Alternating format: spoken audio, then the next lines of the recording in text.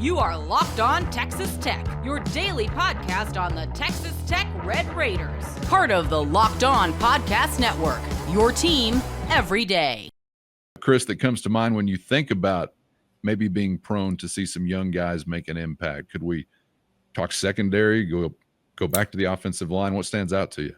Yeah, wrapping up the other one, I sure would love to have, like, on this particular team, if you had Taj back and like Caleb Rogers back, you'd feel all warm and fuzzy. It's like, damn, we got it all, man. Right? Like the college equivalent. I mean, those are two draft picks, obviously from last year, but yeah, it's really that right tackle spot. And I do think when your O-line party started, or the portal party started, I'm like, you thought you were going to still have Nick Fattig.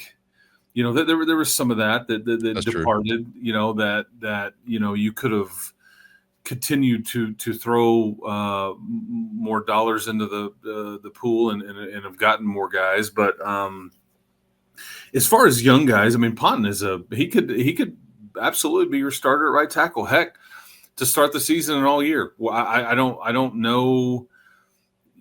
I think you want Zambrano back quickly, and I think he is back now. How quickly does it take him to acclimate? What rust is there?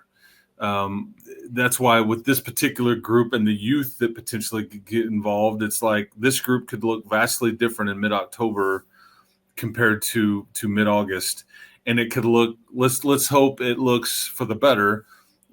Very different in mid-December than it does in mid-October even. But all of these pieces you're going to need at some form or fashion. Even if at the minimum they're there to push everybody in practices to make sure that if you've earned a spot, you're going to work your tail off to keep it, because I'm right here. I'm waiting for something to happen, like who knows what those pieces are. As far as youth, I would say safety in particular. I think Oliver Miles got a big shout out from Coach McGuire the other day after playing the red zone. I think Peyton Morgan, Malika Scarab, those guys are sitting right there behind Wisniewski and Brendan Jordan. That I think, and that's not to rule out that you couldn't move McCarty over there in a pinch or whatever. But I think there's some rich, because again, this is why I mentioned this position as, would you add somebody late in the spring? Because normally who we'd be talking about here is Chapman Lewis. So, yep. But he's, minus Chapman, it just goes from like legit starters to redshirt freshmen. That's just, there's really nothing in between that unless you were to move somebody around a little bit. I think receiver is also bring that up. Yep, you're starting to hear Leighton Stone's name a lot. You're starting, Kelby Valson got a shout out the other day. I think TJ West. I think you're starting to see a lot of these younger receivers. And we'll see when push comes to shove. But there's like safety. There's a lot of seniors at receiver, and then it's not. You don't have a lot of like junior types. They're all like either true freshmen, redshirt freshmen, kind of like the sophomore. So it kind of, there's just not a ton of upperclassmen in general, unless they're these seniors, Reggie Virgil and Roy Alexander and guys like that, John Carlos Miller and all that stuff. So I think those would be two positions that I would certainly highlight as far as youth goes for sure. Drip drop. And if you're trying to stay on top of your routine, whether that's workouts, long days on campus or on the job, or staying focused through back-to-back classes, meetings, or more, hydration is where it all starts. And that's where Drip Drop comes in. Drip Drop is doctor developed and scientifically proven for fast hydration, uses the perfect balance of sodium electrolytes and glucose to help your body absorb fluids quickly, delivering 3 times the electrolytes and half the sugar of a leading sports drink. My family's been going hard on the berry flavor, a game changer on those extra busy days. I've tried electrolyte powders before, but nothing tastes as good or works as fast as Drip Drop. And right now, Drip Drop is offering Locked On listeners 20% off your first order. So just head to dripdrop.com and use our promo code LOCKEDONCollege. That's dripdrop.com, promo code LOCKEDONCollege for 20% off. And stock up now and be ready when the heat hits hard with Drip Drop.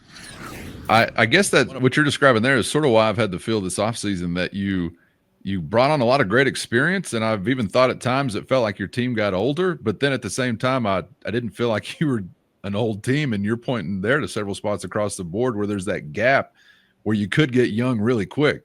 Maybe you've got a top layer or a frontline guy who's got a lot of seasoning, but behind that, you get to some of that inexperience, which can bring some growing pains, but you also hope will pay off for the future. You've recruited really well here. And some of those guys are going to continue to push through, and you're going to need some of these players because a lot of this very talented. Because I mean, you're sitting on a load of very talented defensive linemen, a load of them. Your interior, your edge. One more time. Yeah, your hybrid. Yeah. And some of those folks could spill over into special teams and your receivers and DBs and all those things.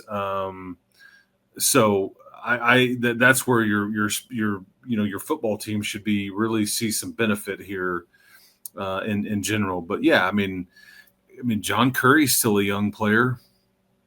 And he's going to play. Like Brock Galwas is another young linebacker that I think has got a chance to be your two running backs are true sophomores. And then behind them is, Quentin Joyner is obviously a sophomore, maybe junior, but then you've got like Adam Hill as a redshirt freshman. So that position group is very young. So anyway, but yeah, you could see because people forget about like Jacoby and Cam Dickey and acting like, well, yeah, they're old guys just because they played a little bit last year. But no, those are true sophomores. Yeah, so I think you might kind of gloss over where some of the youth could show up if you're just thinking about maybe more of the portal additions or somebody like Baron Morton, Caleb Douglas, Jacob Rodriguez, some of the more familiar names. And you think, yeah, we got some gray hairs out there. That's good, long in the tooth and whatnot. But then there's this whole other group that's nowhere near that kind of seasoning. So it'll be interesting to see how they all kind of come together. I'll tell you another name that probably hasn't been mentioned hardly at all, and people may not even really know who he is. He's got a kind of a generic name, but he's probably I don't know if he's third situationally, but Trey Jackson. Mm-hmm. He is the next tight end here. He's South Oak Cliff kid. I saw him play in high school.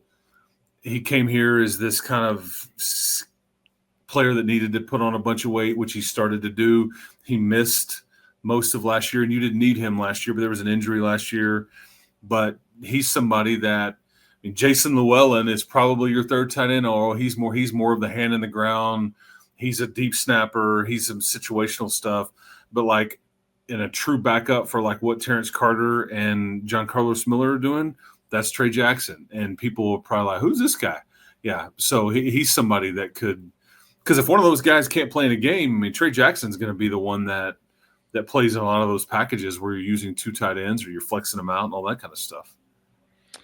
All right, Chris. Well, that's good to know, and names to keep an eye on, certainly. So keep them handy as we get closer to the season. Mock game week is upon us. Are you loosening up those game week muscles yourself? I'm trying to get into a little mock game week mode, so I'm thinking Tuesday night, maybe I'm going to dial up Central Michigan, Toledo, watch them do something stupid till about midnight.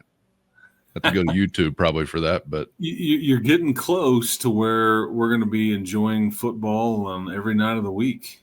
Maction will be back, baby, soon enough. That's right. Toledo will be throwing it up to Marshall, and we'll be like sitting there like a couple of degenerates on a Tuesday night at 7:30 going, damn right. What is going on? Yeah, that's right. So yeah, later in the week, we'll get to talking real football because we actually have some Big 12 race interest already on the line, right? Yeah, 3 teams in action, and one of those that's just a monster game because I want to get into that as we get toward the end of the week. Of course, all as it relates to our Texas Tech interests, we don't care about the rest of your interests. We'll tie it back to what we want for ourselves here in the 806. Yes, that's right. That's right. Yeah, you got it. All right, man. Appreciate your time as always. Enjoyed it, and we'll see you for the next one. All right, keep hope alive, people. And get subscribed on YouTube or anywhere you get podcasts so you never miss an episode. Thanks to the everydayers for always being out there, and appreciate the Matador Mob and our guy Mark for spurring on part of the conversation today. Of course, you can always get to us. That's your direct line to Chris and myself with one-on-one text sent straight to your phone. Just hit the show notes and find a link to a free 14-day trial if you're interested in joining that crew. For Chris, I'm Casey. Thanks as always for the time. We hope to see you back for the next round on Locked On Texas Tech.